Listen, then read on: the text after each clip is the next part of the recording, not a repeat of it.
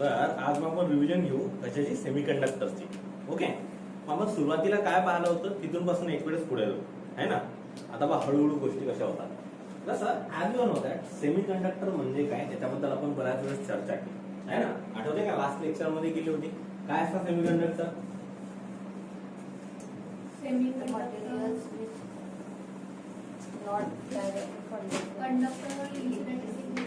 अरे सेमीकंडक्टर म्हणजे काय, सेमी इंग्लिश, ना धड मराठी ना धड इंग्लिश, तसं सेमीकंडक्टर. ओके, ना धड कंडक्टर ना इंसुलेटर, है ना. तो देखो सेमीकंडक्टर क्या होता है, पहले आते हैं कंडक्टर. कंडक्टर क्या है, ये इलेक्ट्रिसिटी कंडक्ट करते हैं, है ना, जिनको गुड कंडक्टर भी कहते हैं. फिर आते हैं बैड कंडक्टर, है ना. गुड कंडक्टर में क्या आएगा, कॉपर, सिल्वर, एल्यूमिनियम, है ना. देन उसके बाद में हाँ, देन उसके अभी आते हैं बैड कंडक्टर. बैड कंडक्टर कौन से, रबर, वुड और प्लास्टिक, है ना. ये कौन से हैं, बैड कंडक्टर है. अब बीच में आ जाते हैं सेमीकंडक्टर. सेमीकंडक्टर क्या करते हैं, ये जनरली हीट और इलेक्ट्रिसिटी कंडक्ट नहीं करते. जनरल रूम टेम्परेचर, प्रेशर, या तो फिर हम बोलेंगे absolute temperature, absolute zero temperature पे ये इंसुलेटर जैसा बिहेव करते हैं, है ना. जैसे अब जैसे ही टेम्परेचर बढ़ा, जैसा मैं एग्जांपल दिया था, वैसे ही क्या हो जाता है, कंडक्ट करने लग जाता है. जैसे घर का सबसे बड़ा बच्चा जिसको कोई भी काम बोलो कर देता है, तो वो था हमारा कंडक्टर, याद है. फिर नीचे वाला था सबसे छोटा वाला इंसुलेटर, कोई भी काम बोलो नहीं बोलेगा, इसको कोई कुछ नहीं बोलेगा, इंसुलेटर. फिर आते थे बीच में, जिसको भी करना नहीं है, जान पे आता, तो वो छोटे जैसे एक्टिंग करेगा कि मैं नहीं करता, है ना. तो जब तक टेम्परेचर नहीं बढ़ता तब तक ठीक है, जब टेम्परेचर बढ़ गया तो काम करने लग जाता. वैसे ही सेमीकंडक्टर, है ना. सेमीकंडक्टर दो तरह के होते हैं. जैसे चलो अभी प्योर सेमीकंडक्टर की बात करते हैं. सेमीकंडक्टर एब्सोल्यूट टेम्परेचर पे जीरो, है ना, जीरो कंडक्टर रहते हैं, मतलब इसको बोलेंगे बैड कंडक्टर रहते हैं.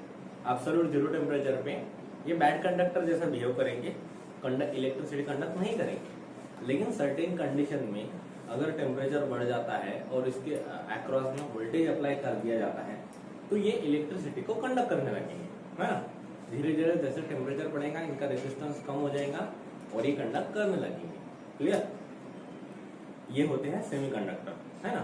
अब बात आती है एनर्जी बैंड्स. हमने देखे थे, तो एनर्जी बैंड्स जैसे हमने monoatomic molecule, diatomic molecule, triatomic molecule देखा. मोनो एटॉमिक मॉलिक्यूल में, है ना, इस तरह के क्या हो जाते हैं, एनर्जी बैंड्स होते हैं, है ना. डाई एटॉमिक मॉलिक्यूल में ये थोड़े से ठीक ठीक होते जाते हैं. ओके, एनर्जी लेवल्स ठीक ठीक हो जाती है. ट्राई एटॉमिक मॉलिक्यूल में कुछ ज्यादा, तो ये बैंड जैसा एक्ट करती है, तो इनको एनर्जी बैंड्स कहते हैं, है ना. क्या कहते हैं उनको, एनर्जी बैंड्स. अब हमने कोई भी एटम देखा, तो एटम के अराउंड दो बैंड्स होती है. ओके, जैसे एक होती है कंडक्शन बैंड और दूसरी होती है वैलेंस बैंड, है ना. अब वैलेंस बैंड बोले तो सब लोगों को पता है क्या होती है वैलेंस बैंड. वैलेंस इलेक्ट्रॉन पता है तुम लोगों को, केमिस्ट्री अच्छा है तुम लोगों का. सो जो इलेक्ट्रॉन वैलेंस शेल में रहते हैं, उनसे जो बैंड तैयार हो जाती है होती है वैलेंस बैंड. क्या होती है, just immediate valence band. After immediate valence band कौन सी होती है, कंडक्शन बैंड. कौन सी होती है, कंडक्शन बैंड. ओके, यहाँ पे होती है कंडक्शन बैंड. अब क्या है ना. अब वैलेंस बैंड और कंडक्शन बैंड के बीच में ये जो बैंड सर ये है सेमीकंडक्टर में, है ना. ये तीनों टाइप के सॉलिड में देखो, कंडक्शन बैंड, वैलेंस बैंड. अब जब बात आती है कंडक्टर की, तो वैलेंस बैंड और कंडक्शन बैंड एक दूसरे के ऊपर ओवरलैप होती है ना. अब इसमें क्या हो जाता है, वैलेंस बैंड और कंडक्शन बैंड ओवरलैपिंग की वजह से आसानी से वैलेंस बैंड के इलेक्ट्रॉन कंडक्शन बैंड में जा सकते हैं. ओके, और यहाँ पर ये इनको कहते हैं गुड कंडक्टर्स. यहाँ पर इलेक्ट्रिसिटी का कंडक्शन होता है. अब ये जो गैप होता है ना, ये लगभग जैसे हम बोलेंगे 2 इलेक्ट्रॉन वोल्ट से, मतलब बहुत ही ये गैप होता ही नहीं इसमें, है ना. इसमें गैप होता ही नहीं.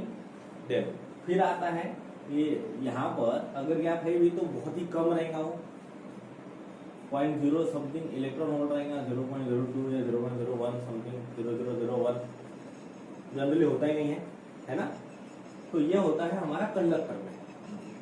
ये गैप ना होने की वजह से ये यहाँ पर कंडक्शन बैंड और वैलेंस बैंड में ज्यादा गैप ना होने की वजह से आसानी से वैलेंस बैंड के इलेक्ट्रॉन जो है वो कंडक्शन बैंड में मूव कर सकते हैं, है ना।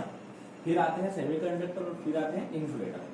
इंसुलेटर में जो गैप होता है वैलेंस बैंड और कंडक्शन बैंड का, ये बहुत ज्यादा हो जाता है। ये 2 इलेक्ट्रॉन होल्ड से, है ना, बहुत ज्यादा हो जाता है। Clear? Greater than 2 electron hold ये गैप होता है। जैसे कि हम बोलेंगे 5 इलेक्ट्रॉन होल्ड, 6 इलेक्ट्रॉन होल्ड। इतना ज्यादा गैप होने की वजह से इलेक्ट्रॉन जंप नहीं कर पाता वैलेंस बैंड से कंडक्शन बैंड में, तो इसलिए कंडक्ट नहीं करते। इनको बोलते हैं हम इंसुलेटर या तो फिर बैड कंडक्टर। ये है कंडक्टर्स, ये है इंसुलेटर्स। ओके, फिर अब आता है वैलेंस बैंड और कंडक्शन बैंड जो सेमीकंडक्टर्स की होती है ना। तो सेमीकंडक्टर में क्या होता है, ये 2 इलेक्ट्रॉन होल्ड से क्या होती है, कम होती है। ये 2 इलेक्ट्रॉन होल्ड से यहाँ पर कम होती है। जनरली सिलिकॉन और जर्मेनियम में ये 1.1 इलेक्ट्रॉन होल्ड और 0.72 इलेक्ट्रॉन होल्ड इतनी पाई जाती है ना, सिलिकॉन और जर्मेनियम में।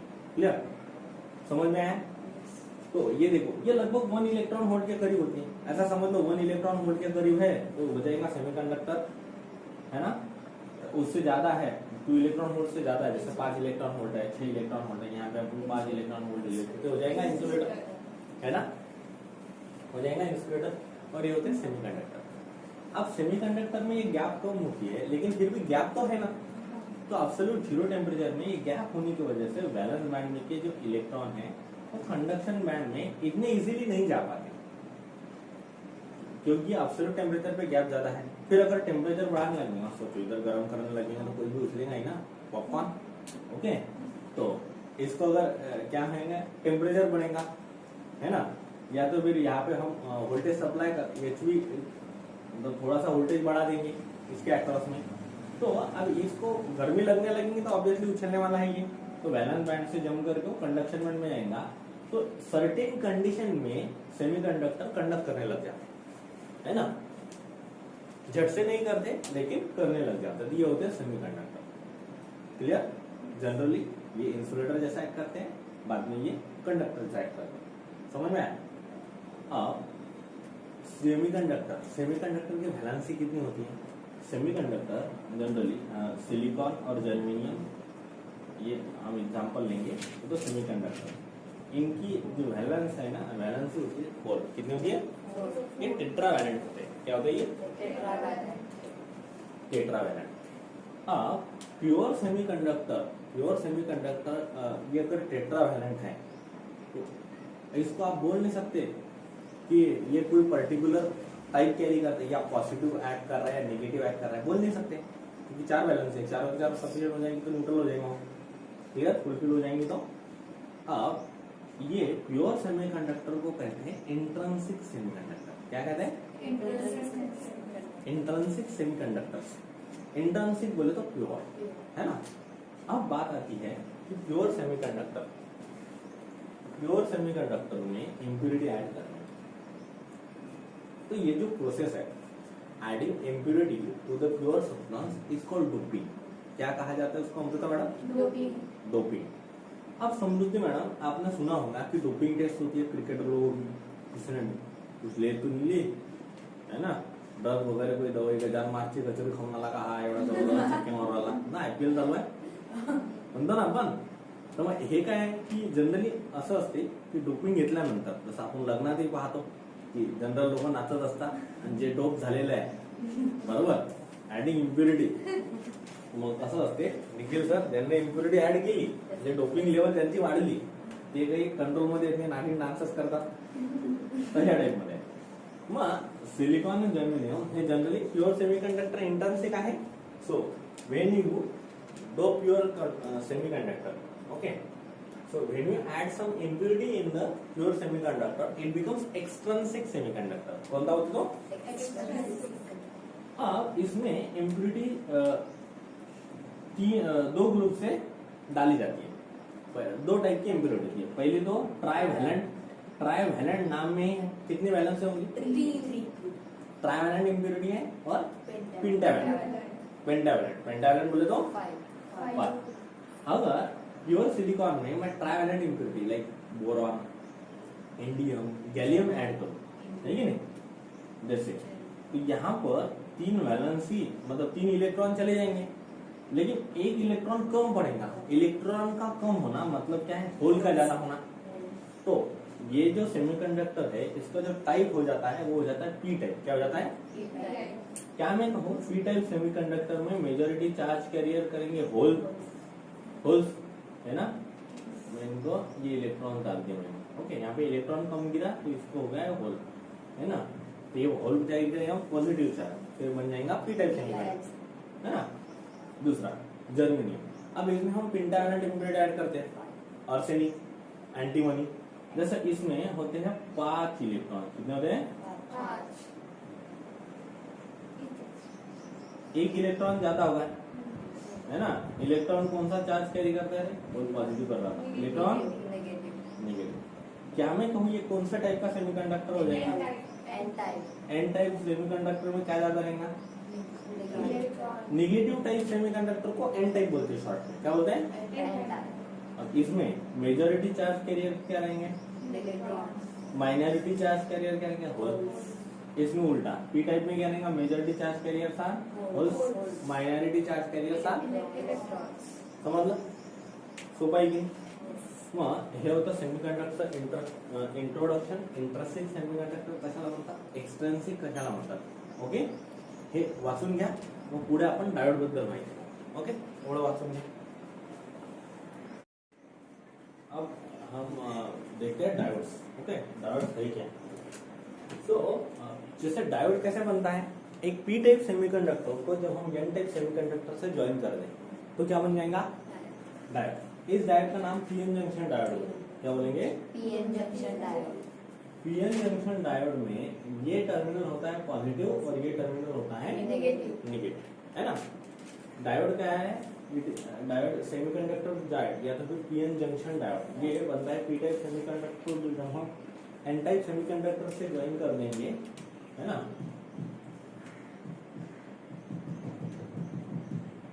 तो बन जाएगा पीएन जंक्शन डायोड, है ना. अब पीएन जंक्शन डायोड का इस्तेमाल क्या होता है? देखो, हमारे यहाँ पे बहुत सारे, हमारे घर पे बहुत सारे अप्लायन्सेस है की जिनको डीसी सप्लाय की रिक्वायरमेंट होती है.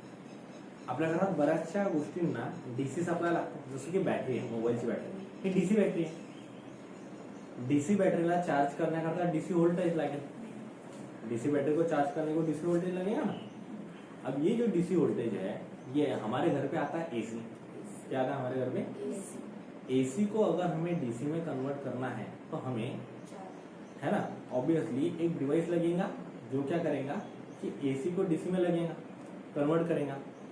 तो the device which converts AC to DC is called rectifier. उसको क्या बोलेंगे? रेक्टिफायर. ऐसा डिवाइस कि जो अल्टरनेटिंग करंट को डायरेक्ट करंट में कन्वर्ट कर सके, एसी सप्लाई को डीसी सप्लाई में कन्वर्ट कर सके, उसको बोलेंगे रेक्टिफायर.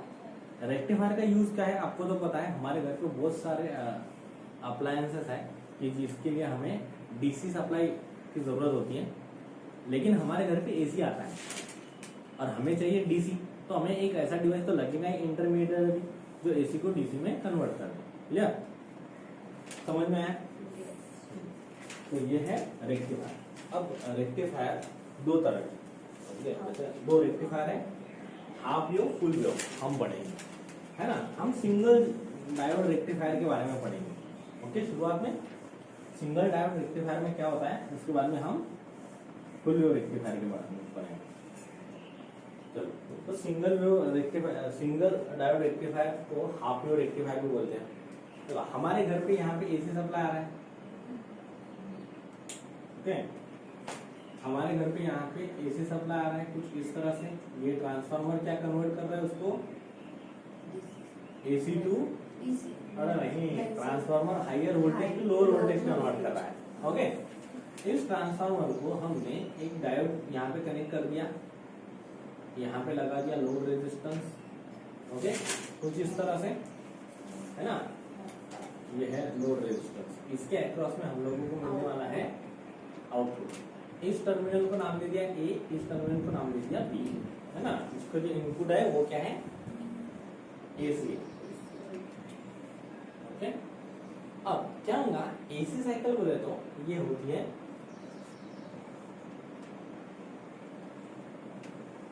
ना, हमारी एसी साइकिल कौन से बनती है, पॉजिटिव नेगेटिव हाफ साइकिल से, है ना। एक कंप्लीट साइकिल जो होती है वो होती है, एक कंप्लीट साइकिल एक पॉजिटिव और एक नेगेटिव हाफ साइकिल से मिलकर बनती है ना। हमारे घर पे जो एसी आता है, एसी वोल्टेज आता है, इसी के फॉर्म में आता है, वेव फॉर्म के, है ना।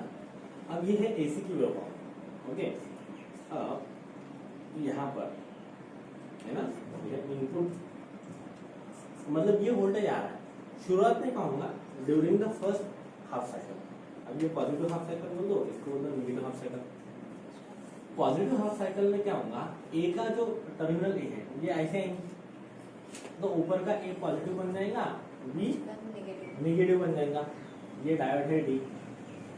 ओके, अब क्या होगा, ये डायोड दो तरह से वर्क करता है, जैसे कि रेक्टिफायर है ना। हाफ वेव रेक्टिफायर शुरू करने से पहले शॉर्टली इसके वर्किंग को भी मैं रिवाइज कर देता हूँ, जो ऑलरेडी हमने पढ़ चुके हैं सारी चीजें। हाँ, ये है पी टाइप, मतलब ये है पी जंक्शन डायोड, ये इसका पॉजिटिव टर्मिनल है, इसका नेगेटिव। जब इसको बैटरी से इस तरह से कनेक्ट करेंगे कि पॉजिटिव को पॉजिटिव है ना, और नेगेटिव को नेगेटिव कनेक्ट हो जाएगा, तो ये बोलेंगे आप फॉरवर्ड बायस। इसको क्या बोलेंगे, फॉरवर्ड बायस। जब भी डायोड फॉरवर्ड बायस में लगा हुआ है ना, जब भी डायोड फॉरवर्ड बायस में लगा हुआ है, इसका मतलब बटन क्या है, चालू है। ओके, बटन चालू है, करंट फ्लो हो रहा है ना। इसके उल्टा ये डायोड को और या फिर हम बोलेंगे सर्किट कैसा है, क्लोज है। कैसा है, क्लोज है। सर्किट क्लोज मतलब बटन चालू, मतलब फॉरवर्ड बायस, है ना, याद है ना आपको। अभी ये है, अगर हम किसी डायोड को है ना उल्टा कनेक्ट कर देते हैं, मतलब निगेटिव टर्मिनल को पॉजिटिव से और पॉजिटिव को नेगेटिव, मतलब पी और एन, है ना, ऐसा। इस केस में डायोड हो जाता है रिवर्स बायस। क्या हो जाता है, रिवर्स बायस। रिवर्स बायस को कहते हैं ओपन सर्किट, मतलब सर्किट ओपन हो जाएगा, बटन बंद, या तो फिर हम बोलेंगे बटन बंद, बटन बंद है ना। इस केस में बटन बंद रहेगा, है ना, ध्यान दीजिए। अभी बात ऐसी है कि during the first positive half cycle of AC, इसको वर्किंग कैसे होगी। What will happen? Terminal A becomes positive with respect to B and B becomes negative. Okay. Now the current will flow from like this. अब देखो positive terminal positive से connect होगा diode के, तो क्या हो गया, फॉरवर्ड बायस की रिवर्स बायस। तो ये बटन चालू रहेगा कि नहीं, करंट फ्लो होगा कि नहीं होगा, होगा। Okay, so as positive terminal of A is get connected to the P side of diode or positive terminal of diode. So the diode D is acting as a forward bias. Diode D is acting as a forward bias. So current flows from A through diode D through load resistance and through B, and the circuit is get completed and the loop is get completed and we will get the output across the load resistance. So can you say that ये जो output है, ये पहली half cycle जो थी उसमें हम लोगों को आउटपुट मिल गया है ना। Now what will happen during the next half cycle of AC. So ये थी फर्स्ट केस 1 और लेंगे हम case 2 during the next half cycle of AC. Okay, what will happen, एक terminal A becomes negative and B becomes positive. Now at that time what will happen, positive terminal get connected to the negative terminal of diode or negative terminal is get connected to the positive terminal of diode. So diode is act as the reverse bias. Now in this case current will not flowing through the circuit because it act as the open circuit. So current यहाँ से B से जाएगा, load resistance से जाएगा, लेकिन यहाँ से जाएगा क्या, so current will flow through B through load resistance, but as diode D act as open circuit, current will not flow through the diode. Current अगर इससे फ्लो ही नहीं होगा तो क्या सर्किट कंप्लीट होगा, No. क्या हमको आउटपुट मिलेगा? No. So during the next half cycle or during the negative half cycle of AC, we will not receive any output. No. What will happen? During the next half cycle, again terminal A becomes positive, B becomes negative. So we'll get the same procedure, we'll get the output. Then during the next half cycle, No. so from this waveform, it is clear that this rectifies only half of the wave. Full wave में से ये सिर्फ half को rectify कर रहा है. This rectifies only half of the wave. That's why it is called half wave rectifier. That's why it is called. Half wave rectifier. Okay? समझ में आया हाफ वेव रेक्टिफायर क्यों बोलते हैं?